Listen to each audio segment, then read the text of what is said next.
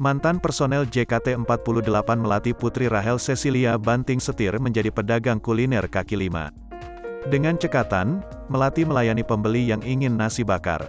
Diketahui wanita yang akrab disapa Melati atau Mim itu adalah seorang penyanyi Indonesia dan mantan anggota idol grup JKT48 dari generasi 4.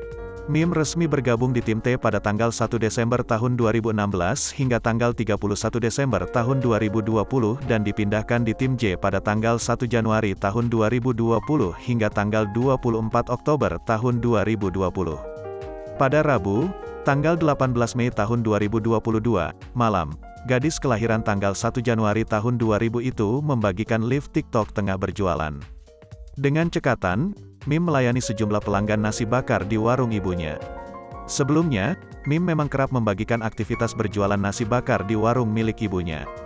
Wanita berambut pendek itu, kerap meminta warga TikTok mampir ke warung nasi bakar ibunya di Johar Baru, Jakarta Pusat.